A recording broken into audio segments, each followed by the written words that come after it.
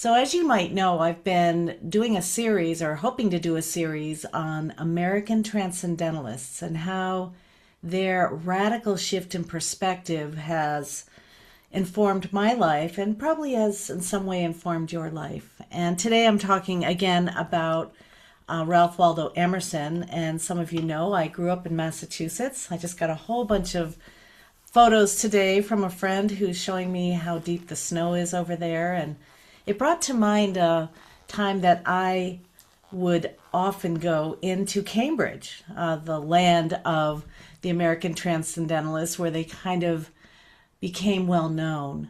And I want to tell you a little bit about it. I would skip school. I was pretty much a nonconformist at an early age.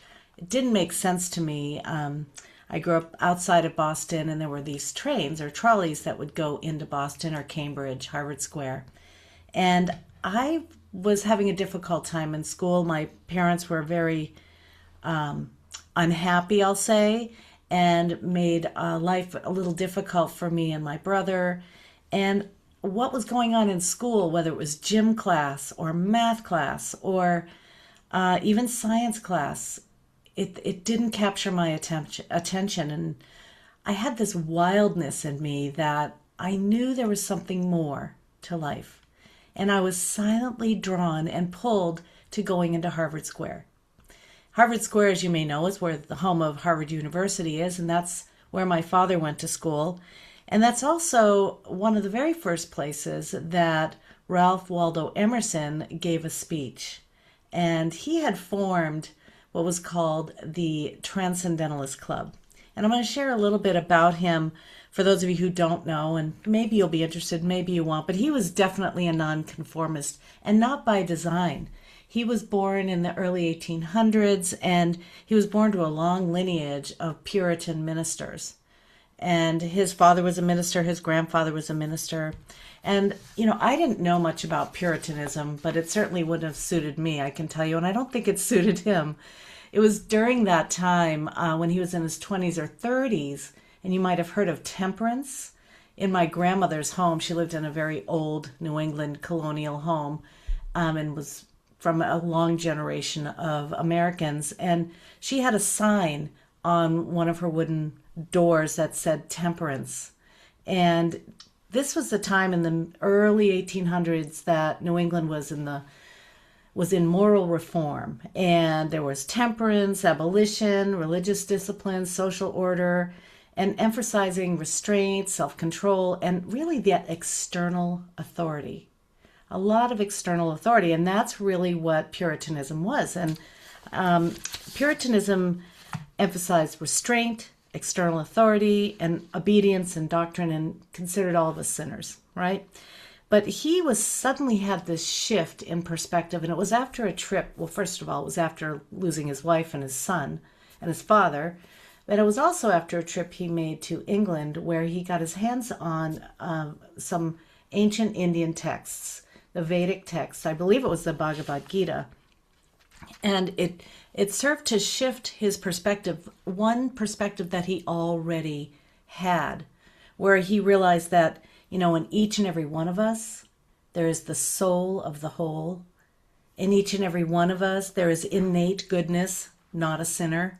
In each and every one of us, we can tune into our inner authority, our inner morality, rather than having it imposed on us. And in each and every one of us, we have the capacity and the capability of knowing directly what things are, rather than having an intercessor, intermediary, telling us what God is, what nature is, and what right livelihood is.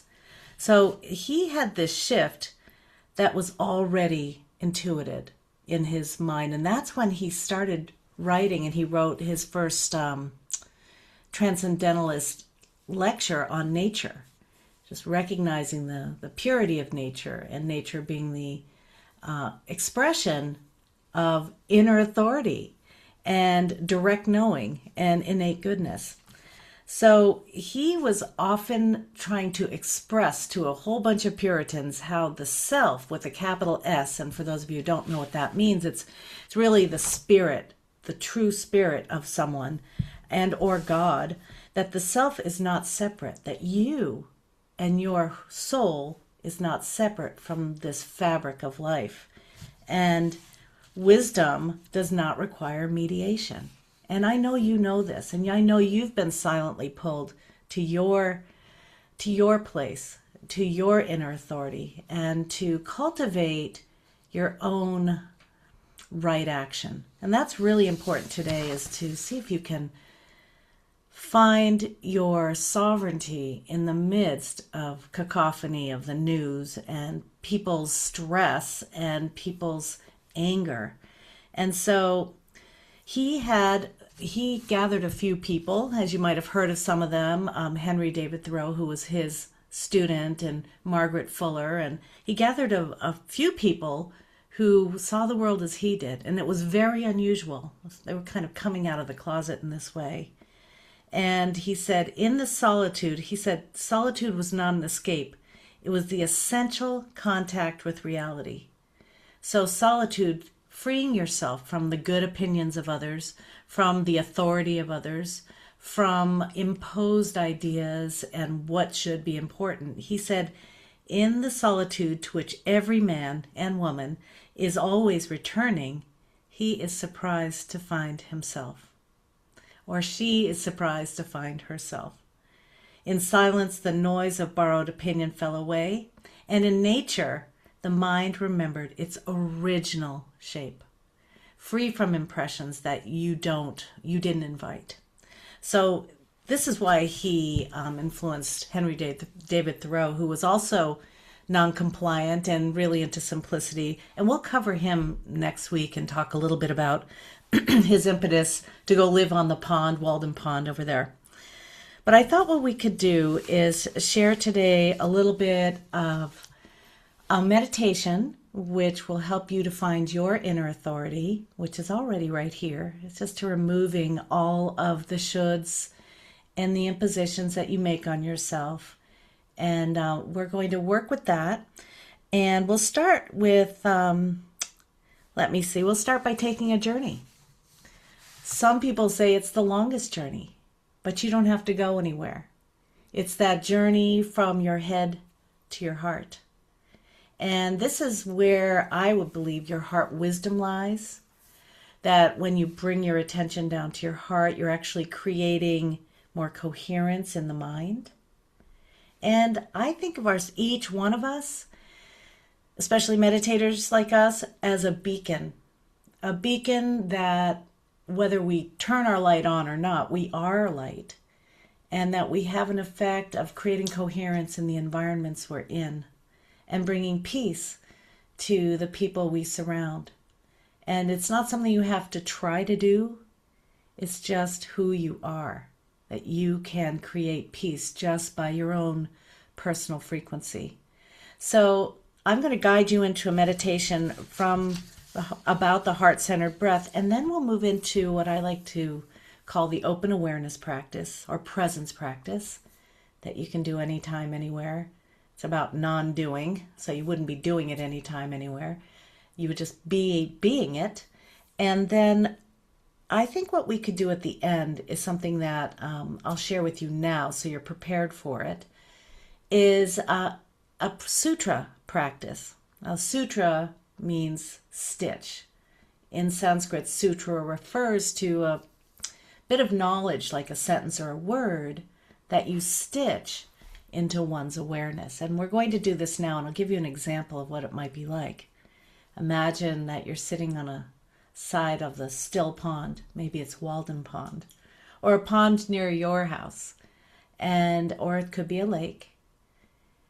And you get the urge to pick up a stone from the lakeside and you toss it into this pond.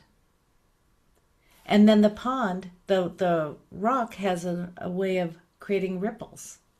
And you might even toss another one in there. And what happens is these ripples, they expand outward, and they don't really lose their power, but they have a little bit of a slower effect as they expand. And then sometimes they intersect, make beautiful designs. A sutra in the world of meditation is like tossing a rock into a still pond, the still pond being your mind, and the rock being an intention. So we're going to toss some intentions into the stillness of your mind at the end of our 20-minute meditation practice. So you don't have to know exactly how to do it because I'll guide you into it, but I wanted you to have that visual so that you recognize the ease of simply being present with an intention. Okay? So for those of you who haven't meditated with me before, I like to share 5 essentials. And this is really what I wish I had known about, because when I was going into Boston, skipping school and outside of Boston or going into Cambridge, I would sit on the subway and I would cross my legs and I would sit on the back of the subway car, and I somehow had thoughts of the Beatles. And I didn't know about meditation, but I knew they meditated. And I wanted what they had, whatever it was, creativity, insight, good voices. And I would sit in the back of this subway car and cross my legs and close my eyes, and I didn't know what to do next. So what I wish someone had told me is that when I'm meditating, I choose something to focus on. In this case, we're going to start with the heart and then move to the breath and then move to open awareness. And then I would be aware of thoughts, and you will too. And when you're aware of the thoughts, your job is to come back to the practice again and again and again. Please be kind to yourself. There's no need to spend any time beating yourself up in any way. Don't try to have an experience you're not having. Have the one you are having. That's self-realization right there. And don't try to repeat something that you've done before in a meditation. We're going to really enter into this meditation with a beginner's mind. And lastly, stick with the entire practice if you can. Sometimes in meditation there's a little roughness and we want to quit. But I'm going to urge you to stay with it because it only works if you do it. So let's sit comfortably. You can lie down if you want to, although I prefer sitting up. And find a comfortable position where you feel supported, you're upright, you feel like you can move if you need to, and you might want to shift your position to make some micro adjustments to be more comfortable. Your hands can be on your lap, face up or face down, or in a particular mudra. You've seen those, but ease is the best. Comfort is key. And lastly, you can close your eyes if you like, or you can simply gaze downward toward the floor with a soft, unfocused gaze. And as you sit here now, settled into this space you're in, ideally you're comfortable, undisturbed. We're going to begin with the heart center breath.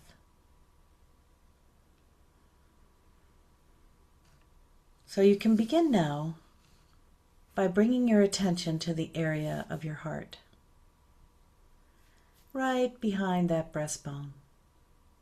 You might even want to place your hand right here. Invite your breath to deepen slightly, slowly, smoothly, comfortably, as you inhale deeply and fully, and exhale fully and slowly at your own pace.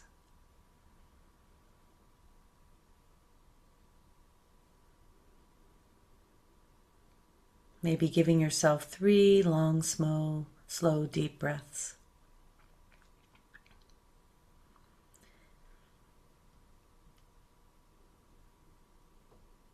And then letting your breath return to its natural rhythm and depth. As you inhale, imagine your breath flowing into your heart.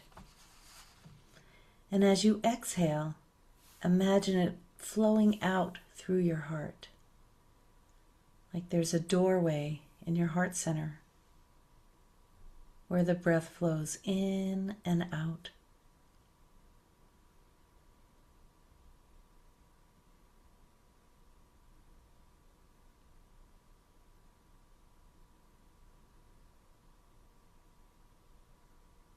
We're going to continue this practice for a few breaths.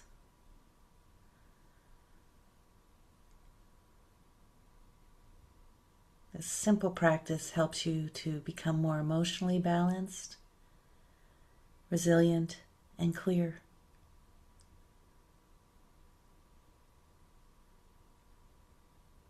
Imagining the breath moving in and out of the heart center,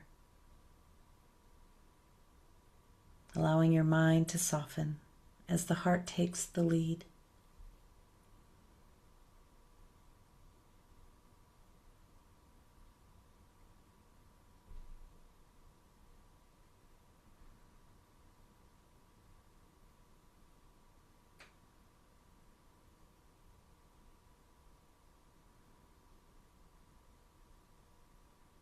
And you can allow the hand to rest on your lap.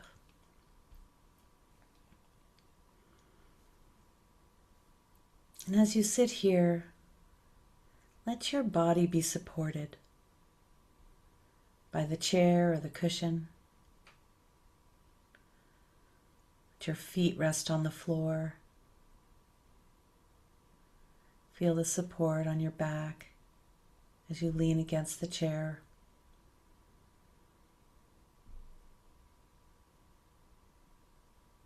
Let your body rest here. Let your mind rest here. As you let your breath find its own natural rhythm.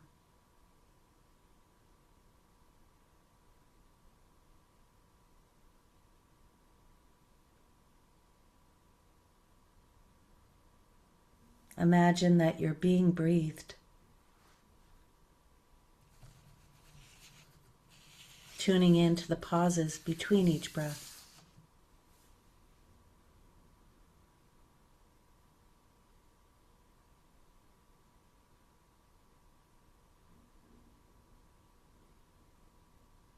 Tuning into the end of the exhale and the top of the inhale.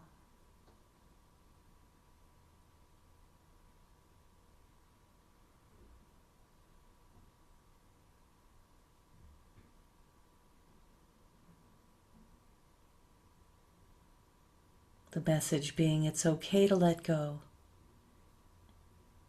It's always a good time to begin again.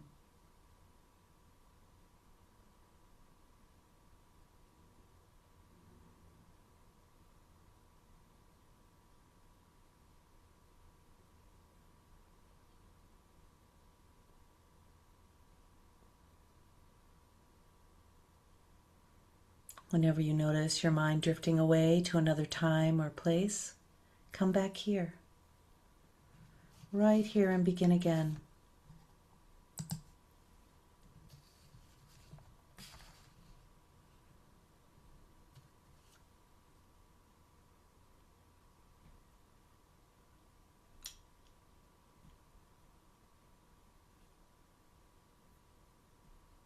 As you sit here, you might begin to notice the sounds around you. They might call for your attention. Sounds far away. Sounds close by.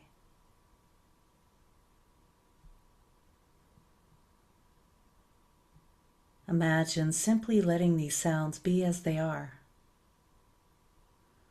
No need to resist them or be moved by them. Simply notice them, and as they lose their charm, bring your attention back to your breath.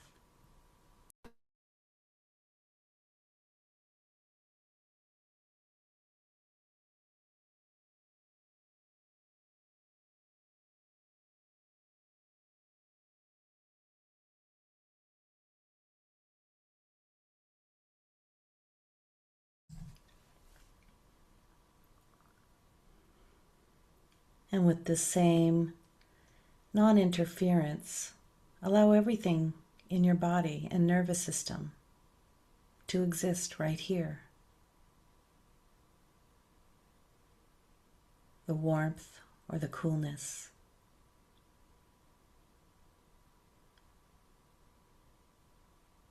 The tingling or the numbness.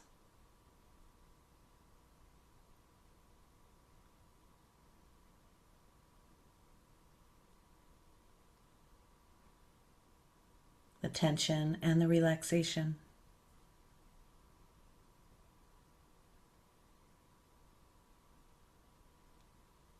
The movement and the stillness.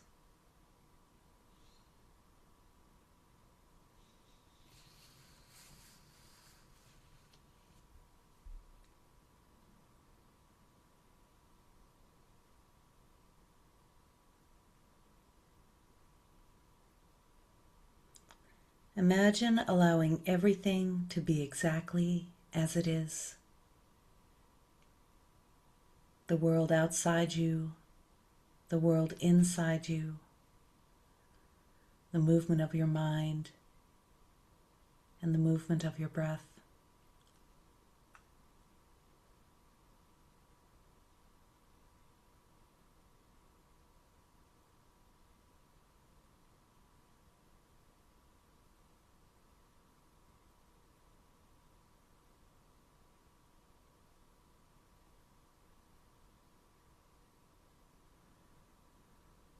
Imagine that there's nothing to change and nothing to improve.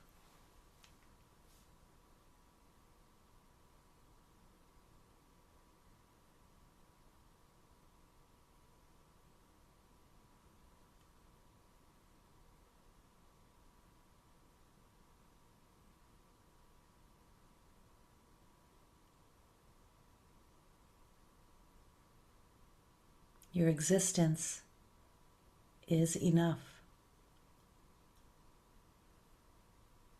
This moment is enough.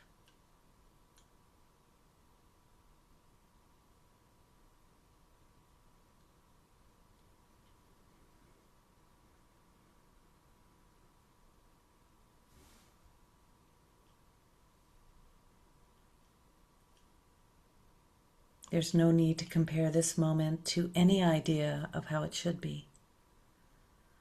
Simply welcoming it as it is, naturally, without the need to achieve or acquire anything.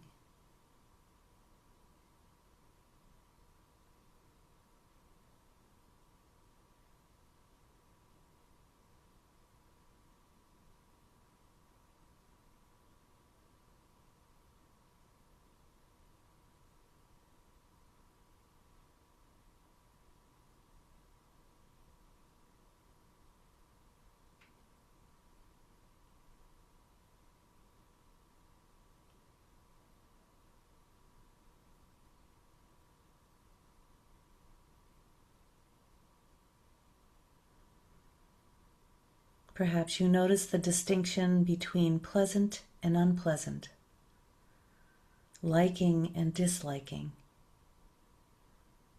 preferences or aversion.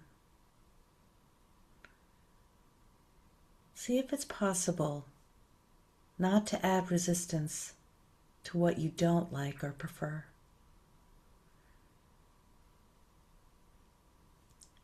Instead, practice welcoming or at least accepting what is here. The disturbance, the pain, the thoughts, the malice.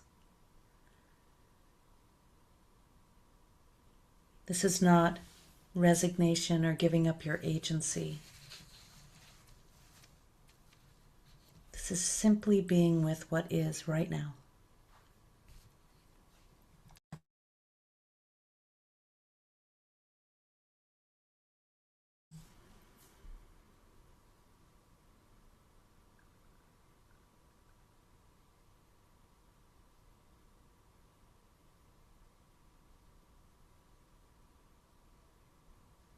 Keep coming back to this moment, this breath,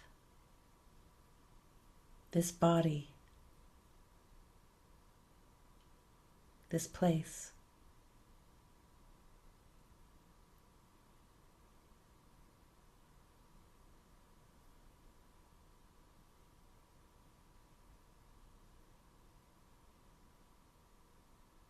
Imagine letting everything be as it is.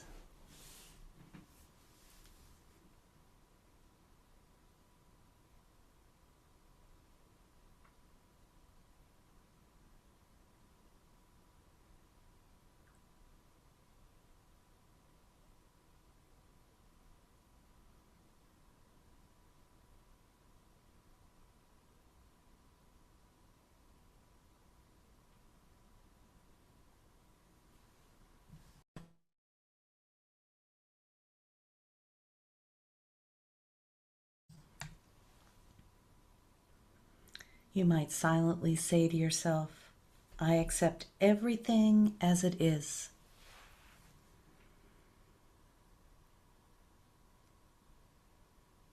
I accept this moment as it is.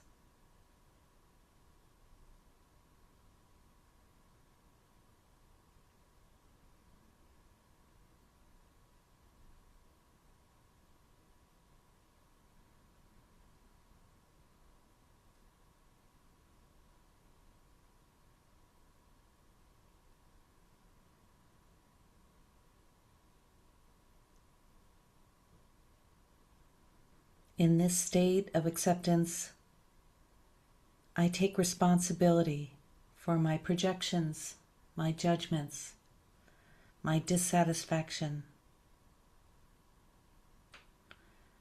No blame of anyone or anything, including myself.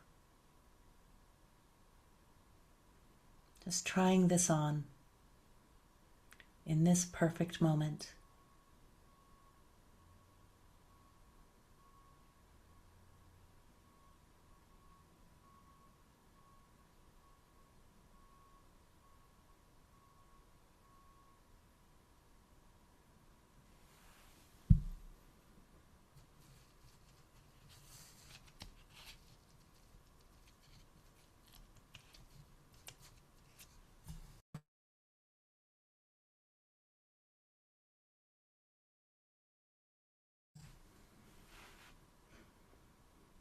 In this moment, I can choose how to be.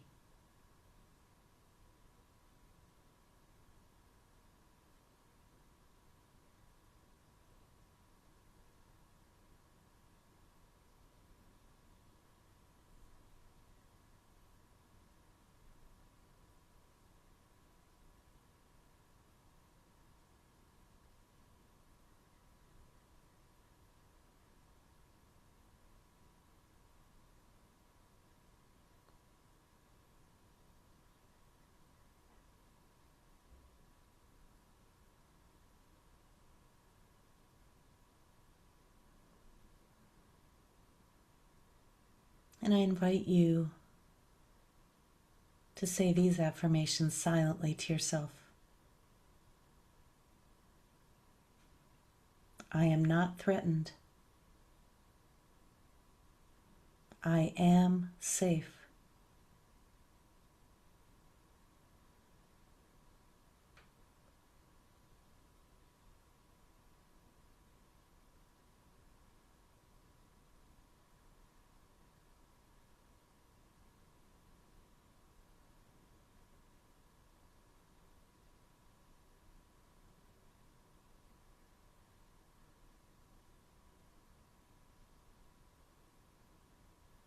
I do not struggle against this moment.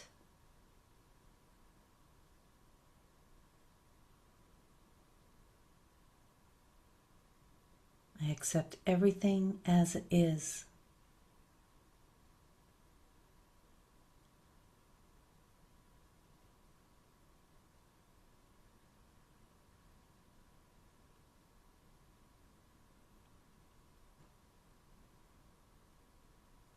When the mind wants to come up with arguments or take you to another time or place, let your heart-centered breath anchor you to this moment.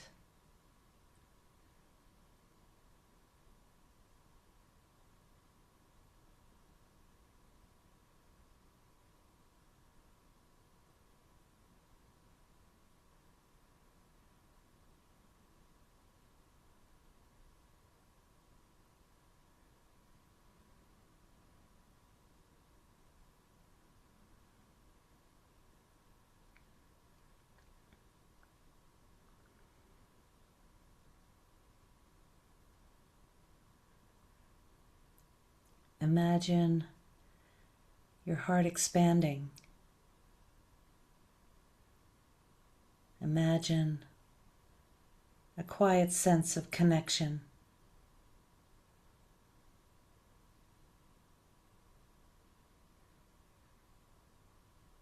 Imagine in this moment, nothing is missing.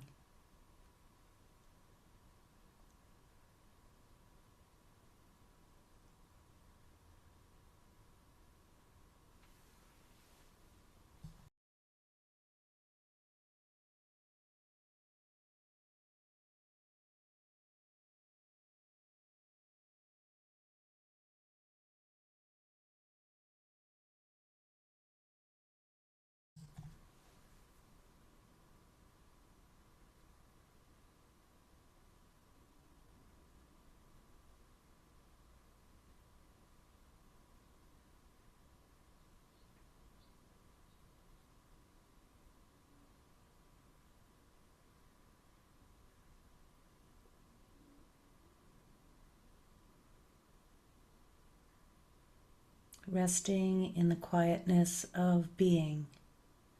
We're going to practice the sutra practice now. I'll share with you 5 words, and you can repeat each word if it's comfortable for you, a few times in silence. And then we'll move to the next word, and we can start with the first word, inner authority. Inner authority.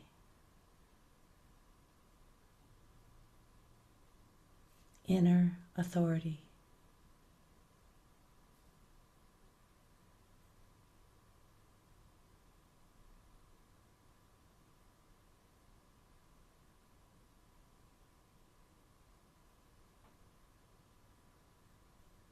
The next word, intuition, or inner knowing.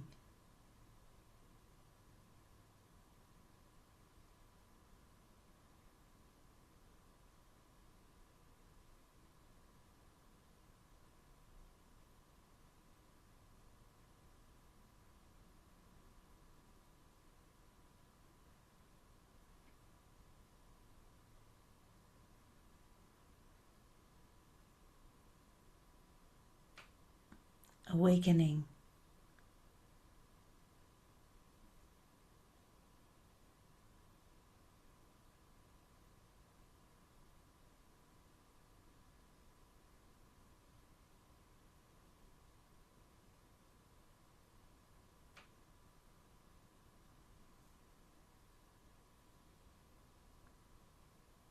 Belonging.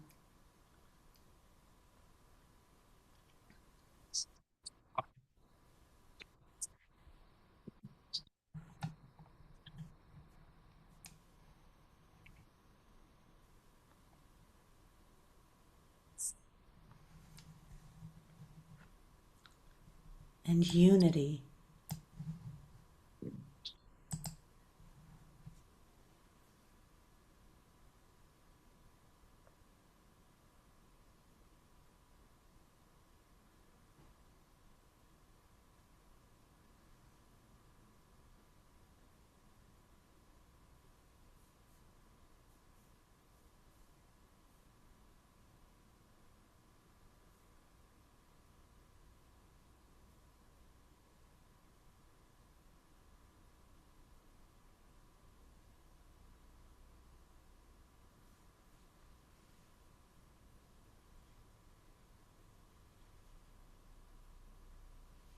And the last sutra is love.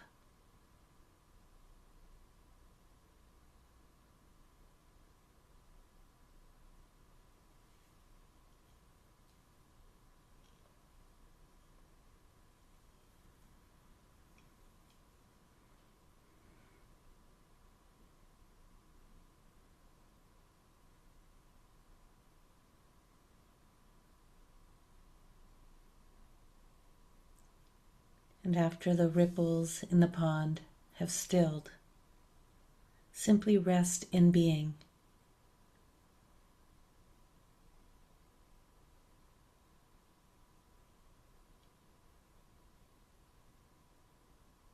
Perhaps you sense the quiet hum of your existence.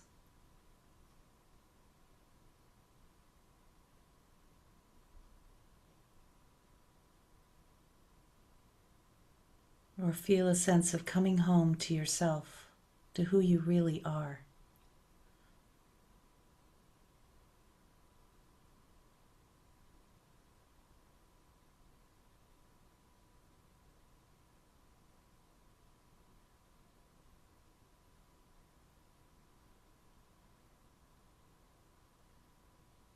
Notice what is present now.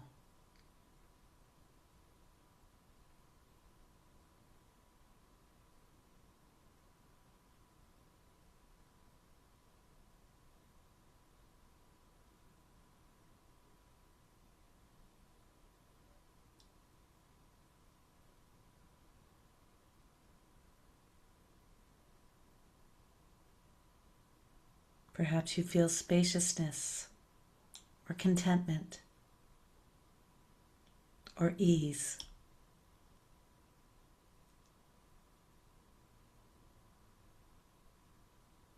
Or nothing in particular.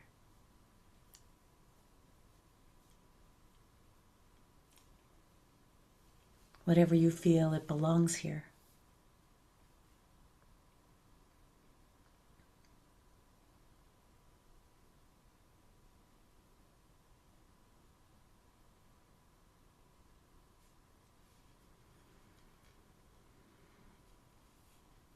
Coming home to yourself, nothing has to change for your wholeness to be revealed.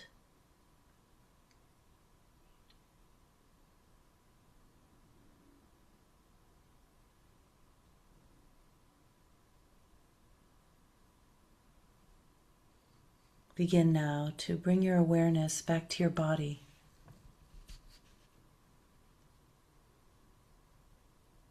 Your face and your shoulders.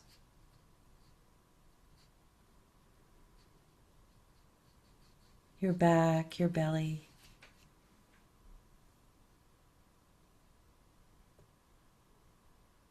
Your hips and your hands.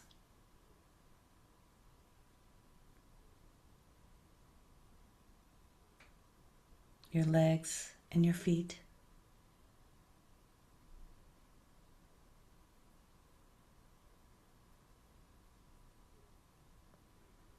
And gently bring your attention back to your breath.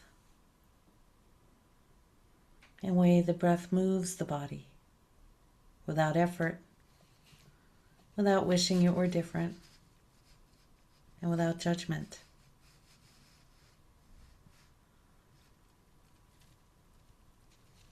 Inviting some additional movement, if you like, with your eyes closed as you stretch into the space around you, or simply rest in being.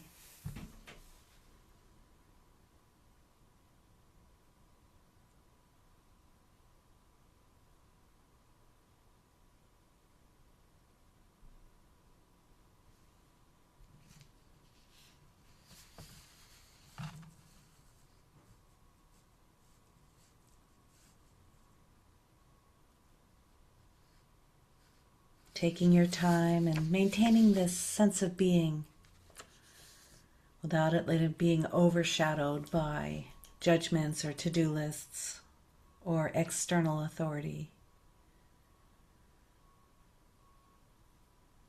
Make a quiet commitment to yourself to keep coming home to yourself, no matter how loud the voices are outside of you.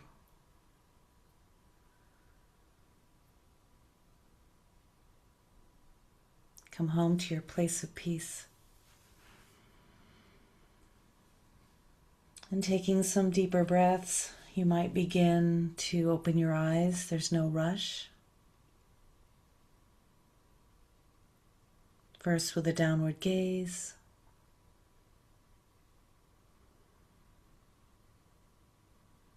And when you want to open your eyes all the way, you can do that.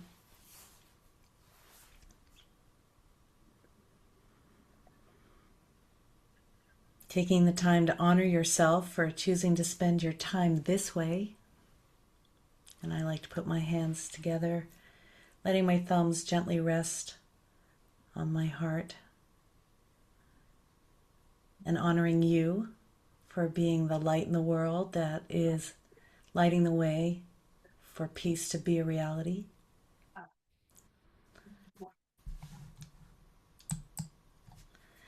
Perhaps the truest work of our lives is not becoming someone new, but allowing what is deeper and wiser and truer to live through us more fully, removing all the obstacles to shining your light.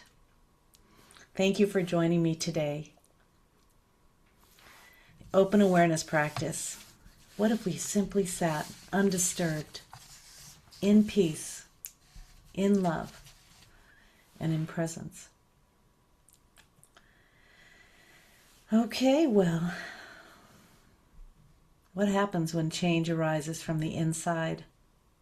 It's a good question, but that's the only place it can change. As we know, you can't legislate peace, although many have tried. It comes from inside you and your personal commitment and your inner authority. So next week, we'll be talking about Ralph Waldo Emerson and his insights into living simply. I'm going to stop the recording now and open it up for questions or comments, and then maybe we'll spend a little time in the community rooms. Thanks for joining me today and part of the Feast for the Soul. I hope you feel nourished.